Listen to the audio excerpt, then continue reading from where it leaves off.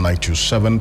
I am Alfred Ocansey. This evening, 27 survivors battling for their lives following a horrific head-on collision involving a passenger bus and a cargo truck on the Kintampo-Tamale Highway, resulting in the loss of 9 lives. We have an update for you from the ground this evening here on Hot Edition.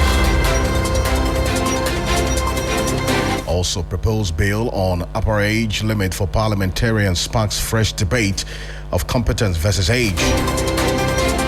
Later on in the bulletin, we take you straight to Kweu for the latest in the Kweu Business Forum, which opened earlier today. All these and more in the next 30 minutes here on Hot Edition on 3FM 92.7. Let's start off with a summary of the news. Enyonam Haliga is here. Yes, hi Alfred. Happy holiday. Happy holidays to you. Yes, so in today's chairman of the National Democratic Congress, Johnson Asiedu Kitia, has commended the teachers and students engaged in the mural art exhibition at the Asokwa interchange in Kumasi. He said the initiative is significant because it introduces the students to a lucrative center that guarantees them a secured future. Staff of the Republic of Ghana, Julius Deborah, has called on government and the private sector to work in close partnership to accelerate Ghana's economic transformation during his keynote address at the Kweu Business Forum on Friday, April 3. Mr. Deborah emphasized that the manufacturing must sit at the heart of the Ghana's growth strategy if the country is to achieve a larger, more stable, and more inclusive economy. And also, President John Mahama has announced that Ghana will implement a free visa policy for all African citizens effective May 25 to commemorate the African Day. Under the new policy, travelers from any African country will be able to apply online for an e-visa at no cost, removing financial barriers that have long hindered the free movement across the continent. And finally, the Electricity Company of Ghana has intensified efforts to improve public understanding of power outages in the Ashanti region through enhanced real-time communication across the multiple platforms. This initiative forms part of a broader strategy to rebuild the consumer confidence and address public concerns about delay in power restoration. And finally, to some unfortunate news, a tragic road accident at Kwashiman has left several people feared dead following a violent collision between a passenger bus and a truck in the hours of Friday, April 3. Now, the crash occurred around 4 a.m. where a grand bed bus traveling from Takoradi throughout Suwum attempted to turn at the Kwashiman traffic light. At the same time, a truck loaded with onions was approaching the intersection from the La Paz junction heading towards Tukaswa. Alfred, that brings us to the end of the update here on 3FM.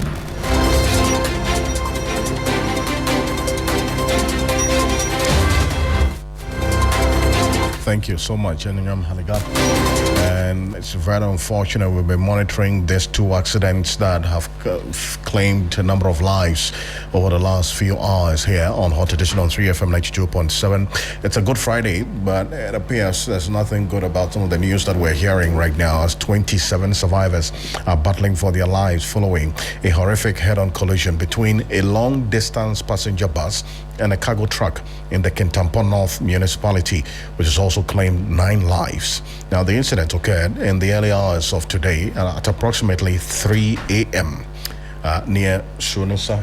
And also, what we're hearing is that this passenger bus with registration number GS256420 traveling towards Wedana in the Posigat district collided with a cargo truck registration number GR4958K, which was transporting tomatoes towards Kumasi in the Ashanti region. Emergency responders rushed the injured to nearby health facilities where several remain in critical condition.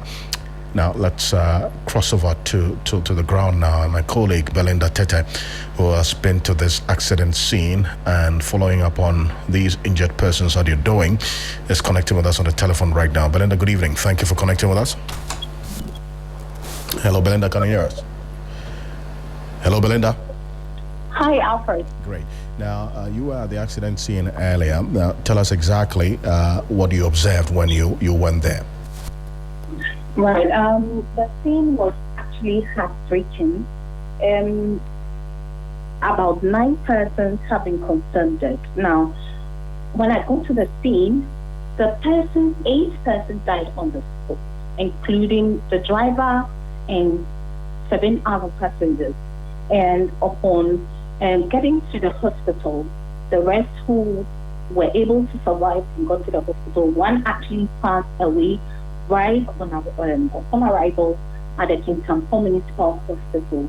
And even the ones who survived, the 27 who survived and are receiving treatment, I am told about 6 of them are in a life-altering condition, and it will actually take divine intervention for them to be able to come back to life. But the rest are receiving treatment quite well, and we are hopeful that they should be able to get back on their feet. And I asked, an eyewitness tells me that it was around 3 a.m. when the incident happened, and the area where the incident happened is called Sonwase. This is a small town in the Kintampo North municipality. The bus was actually headed towards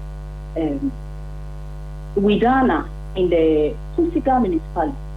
And so upon getting to Kintampo area, upon getting to that particular town, the town is very bumpy. The road there is very bumpy. So it was actually trying to dodge a pothole.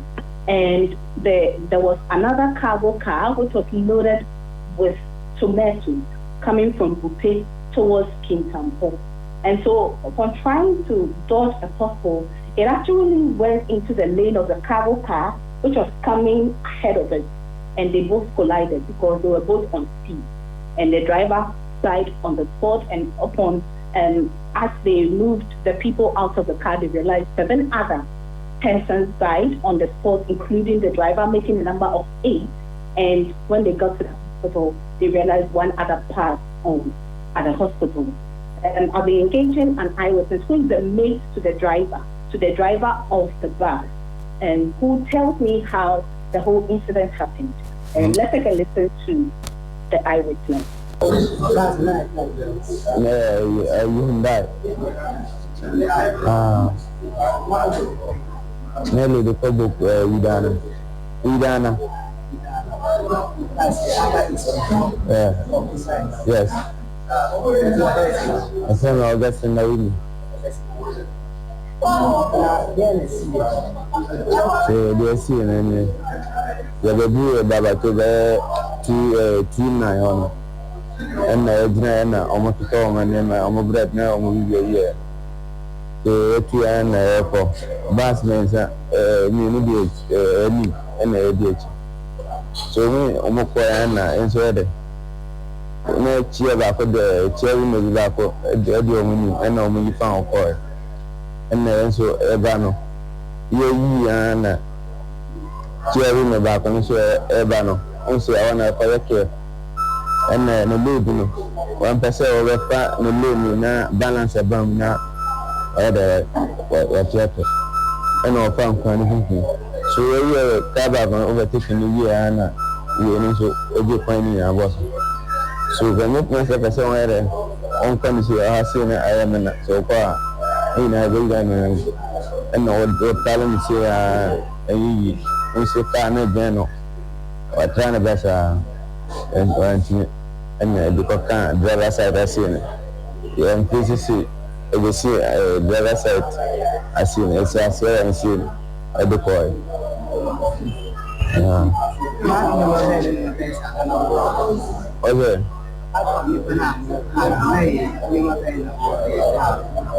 I passengers in Emmanuel. Passengers in Emmanuel.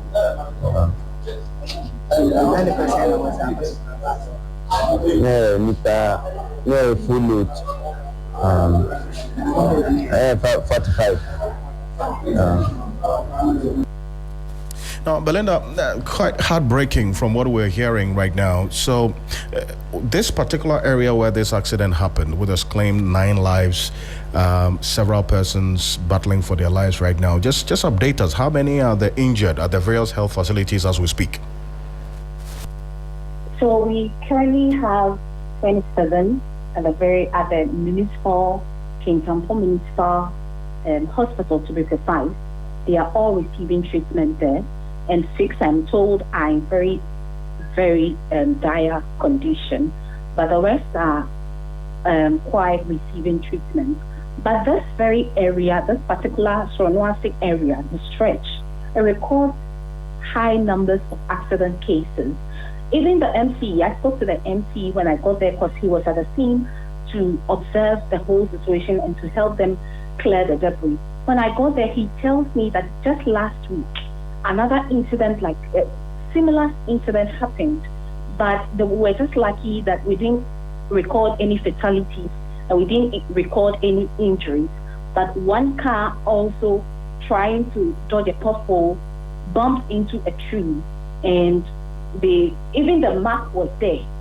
The mark was on the tree. You could see the car hit the tree and it made a mark there. So he actually used the opportunity to call on the road safety to, as a matter of urgency, do something about the stretch, because every time we hear about accident cases in this region, it's mostly on that stretch, on the King Tampo Tamale stretch, and it's becoming one too many. Let us listen to what the MC for the area has been saying. So, but before that, that's just to establish the fact that this is an accident-prone area, correct? That Yes. We've had a number of cases of the incidents over there in the past that has claimed lives. Exactly. Okay, let's take a listen to the MCU that you spoke to earlier today regarding this rather unfortunate incident, which we're monitoring right now, that has claimed at least 9 lives on this stretch, which we understand is an accident-prone area. This is one of the horror scenes as a result of bad roads, the potholes that have developed in this Kintampo Bope stretch of roads. It was an attempt in dodging these potholes. A trailer, it veered off, and this is where it ended up. So this is one of the scenes that just last week that this incident happened. The car was just towed away some few days ago. So Kintampo Municipality, as a municipal chief executive, we are really pleading with the Ghana Highway Authority. Something must be done immediately on this potholes issue so that it ends the killing of very innocent Ghanaians.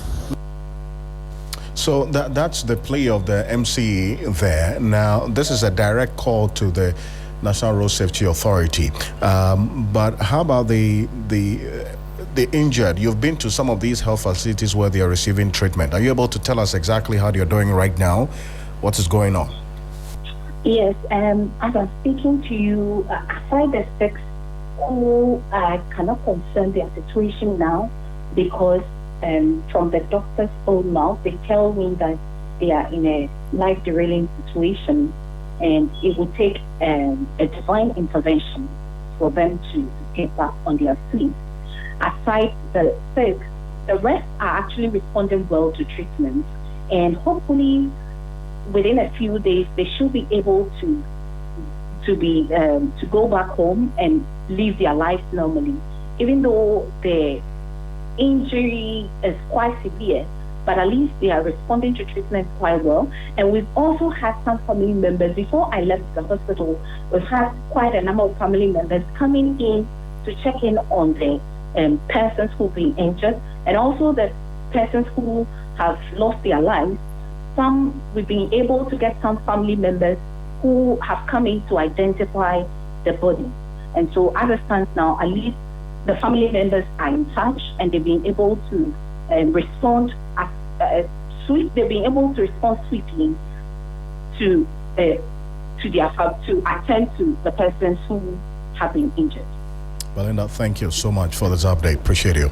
That's Belinda Tete, is our Bono regional correspondent, who's giving us an update on this rather unfortunate development we've been following quite for some time now. Now, 27 survivors are battling for their lives following a horrific head-on collision between a long-distance passenger bus and a cargo truck in the Kintampo North municipality, which has also claimed 9 lives as we speak. The incident occurred in the early hours of today, approximately 3 a.m., and a passenger bus with registration number GS256420 traveling towards Wedana in the Posika district collided with a cargo truck, registration number GR4958K, which was transporting tomatoes towards Ocansey. Emergency responders rushed the injured to nearby health facilities where several remain in critical condition. That's what we're hearing right now. And even with the persons who are receiving treatment now, we understand 2 persons were confirmed dead inside these health facilities. Then we're keeping an eye on this one. I'll be updating you as we go on. But unfortunately, this is not the only accident or road accident on a Good Friday that we are monitoring here on Hot Edition on 3FM 92.7. There's been another accident earlier today around the Kwashiman area, and Enyonam is going to give us an update on that as well. This accident that we understand has claimed some lives as well earlier today. This involving another truck. Again. Yes. Enyonam. Yes, right, Alfred. Very unfortunate this morning. A tragic road accident at the Kwashiman has left several people feared dead following a violent collision between a passenger bus and a truck within the early hours of Friday, April 3. Now, the crash occurred around 4 a.m. where a grand bed bus traveling from Takrady towards Sotium attempted to turn at the Kwashiman traffic light. Now, at the same time, a truck loaded with onions were approaching the intersection from La Paz direction heading towards Kaswa. Well, eyewitness and reports indicates that the truck was moving on an amber light when the bus driver proceeded with the turn. Now, despite repeated honking by the truck driver to warn the bus, the 2 vehicles collided with significant force. The impact forced the truck off its path, causing a veer into pedestrians who were guarded at the traffic light waiting to cross the road. Now, some eyewitnesses described the scene as devastating, with extensive damage to the vehicles and multiple casualties, sparking panic among the bystanders. The bus has been reported to have been carrying passengers traveling to attend a convention. Now, the Ghana Police Service says the scale of the crash has made it difficult to immediately confirm the number of fatalities and injuries, as investigations are currently underway to establish the full circumstances surrounding the incident. Thank you very much. Not a Good Friday as we're having it, isn't it? Right. Very unfortunate. Sad one. Keeping an eye on these 2 accidents, unfortunately claiming lives on a Good Friday. And National Safety Authority, prior to this Easter festivities, had given some indication of measures that they're going to put in place to ensure that there's some safety on our roads. Well, what we're hearing now is the perennial situation of road accidents during Good Friday and then also this festive period, and it happens again, unfortunately. But we'll keep an eye on this one. We'll get through to the National Safety Authority shortly. But away from that, 2 members of Parliament have introduced a private member's bill seeking to amend Article 94 of the 1992 Constitution to set a maximum age limit of 65 for contesting parliamentary elections. Now, the sponsors, Hajia Zuria Ibrahima of the NDC and Ohene Kwame Frimpong of the New Patriotic Party, he's an independent candidate. It's an independent candidate. Okay, Frimpong, an independent candidate who represents the people of the Asantiachim North constituency, is saying that the proposal is aimed at modernizing eligibility criteria in line with evolving governance demands. The bill, submitted to Parliament on March 10, 2026, argues that while the Constitution set a minimum age of 21, it does not provide a maximum age limit. According to the MPs, introducing an age cap will also promote accountability, improve legislative performance, and encourage leadership renewal, while also creating opportunities for younger Ghanaians to participate more actively in governance. They also argue that the move will align Parliament with other institutions, public institutions, where retirement ages already exist, helping to ensure general balance in leadership. But the proposal is already facing some resistance. Abraham Amaleba, a leading member of the NDC and also the Director General of the National Road Safety Authority, believes the bill is not only discriminatory, but also could have implications for the presidency. And this is what Abraham Amaleba said earlier today regarding this particular bill. That will amount to a form of prejudice and discrimination based on age. And this constitution doesn't allow that. It's called ageist. Just like we could say sexist comment. And I think even if they put this bill in parliament, it will not fly. I'm not sure even the president will sign it into law. And if the president signs it into law, people will go to court and have it removed because it's against the constitution. Discrimination is not allowed by our constitution. The thing too is that if you go by that submission, it has a replica effect. That is to say, mutatis mutandis. It will affect the presidency too. Because the qualification for a president is the same qualification for a member of parliament. To qualify under 94 is to say that before you become a president, you must have all these parliamentary criteria fulfilled before you can become president. So when you amend it in that way, then we are also amending the president's own, and which is not what they intend to do, but it will have a replica, and the president too will be in that situation. But do they also recognize, two MPs recognize that these same matters they are discussing or they are putting forward are considerations by constituents when they are electing somebody to parliament? Because they will say you are too old. They will say the work of parliament is too hard, so we won't vote for you. Or your opponent will use those things. So there's a sieving process. And the sieving process is looking at the same things that they have raised.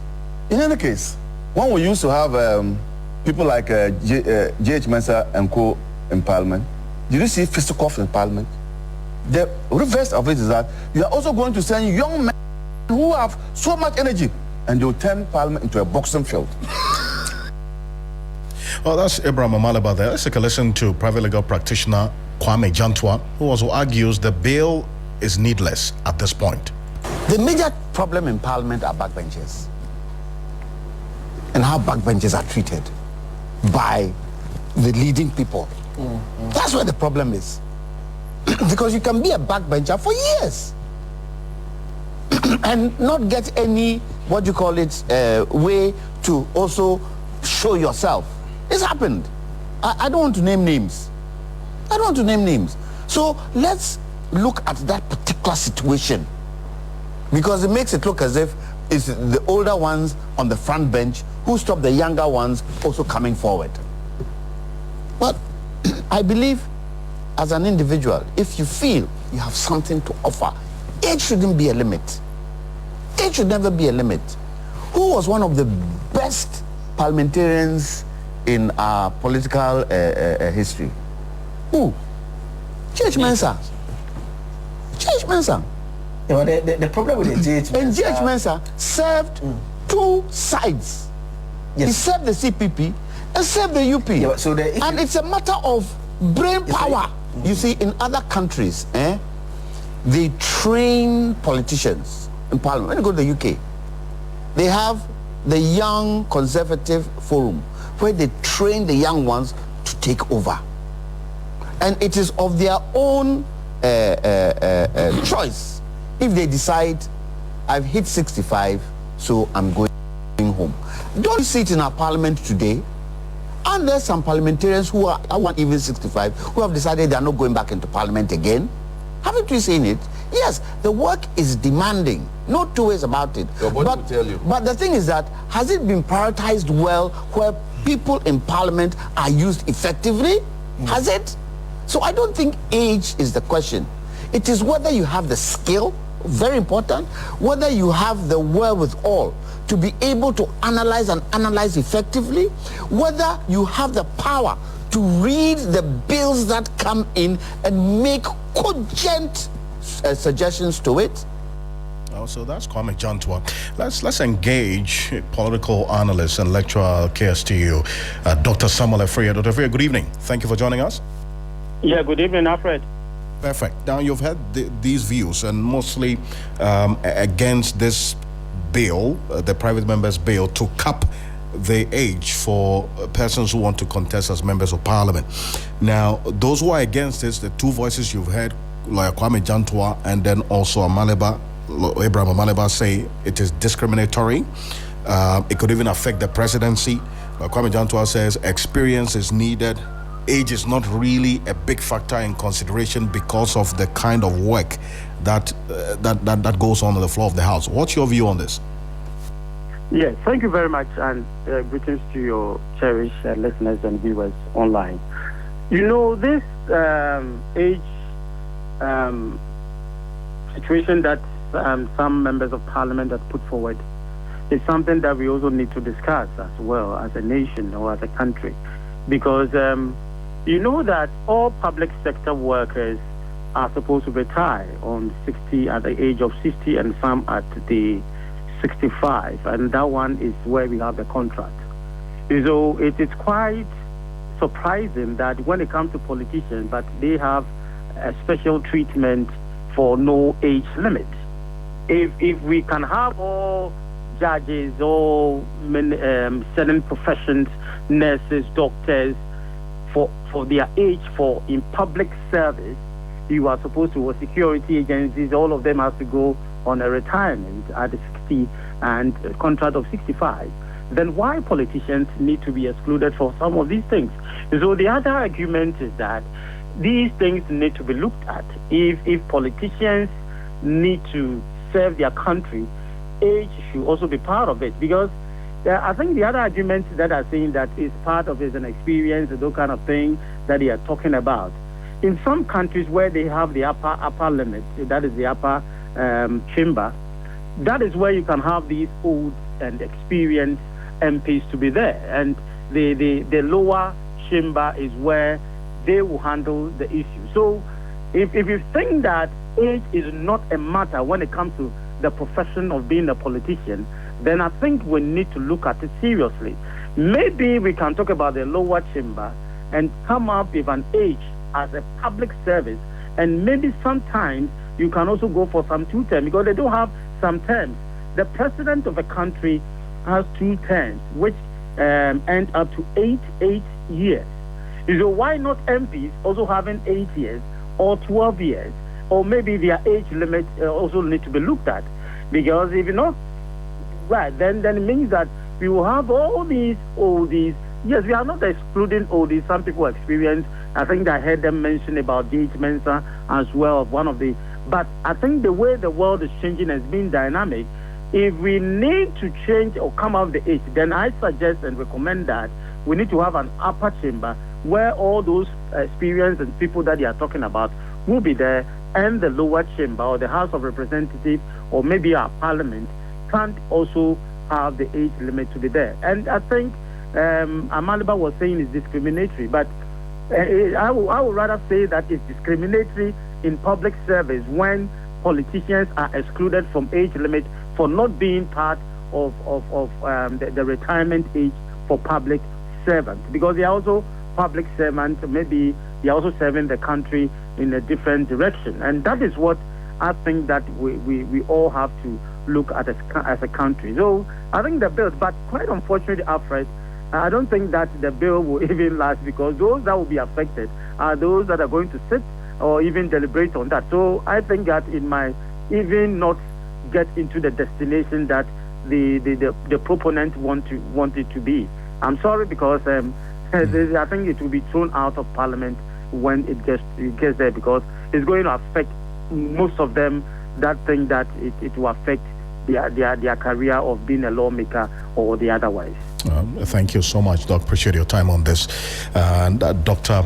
Samuel Efria there is a political analyst, also a lecturer, joining us here on Hot Edition. Before we go, car dealers at Bantama State Experimental say they will resist any attempt by the Kumasi Metropolitan Assembly to evict them from their current location. The local authority has given the garages a week to relocate them, and William Evans Income has been interacting with them.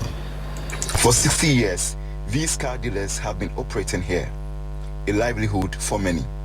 Now, these dealers live with uncertainty. An eviction notice has been served on them by the KMA. Our checks revealed the local authority needs space for the construction of stores. Recent meeting with the local assembly to give them ample time to prepare was not successful. They have less than 2 weeks to move out.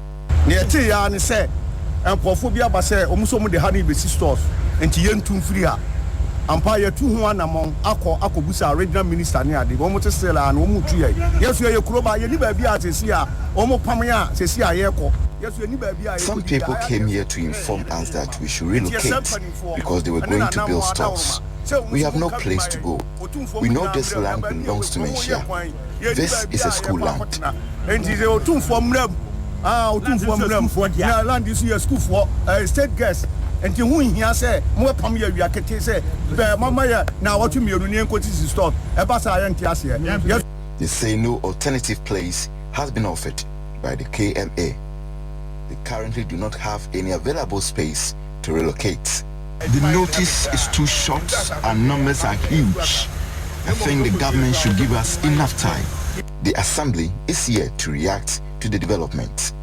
That's William Evans Income there. But before we go, the governments of China and Pakistan have jointly proposed a 5-point initiative aimed at ending hostilities in the Gulf and Middle East amid growing concerns over worsening security and a deepening humanitarian crisis. The proposal follows a meeting between Beijing and Chinese Foreign Minister Wang Yi and Pakistan's Deputy Prime Minister and Foreign Minister Senator Mohammed Ishaq Dar, during which both sides reviewed the escalating situation in the region. There's more on 3news.com.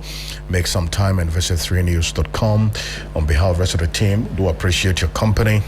Join the News 360 on TV3 at 7 p.m. and also Ghana Tonight at 10 p.m. I am Alfred Ocansey. Have a great Good Friday evening.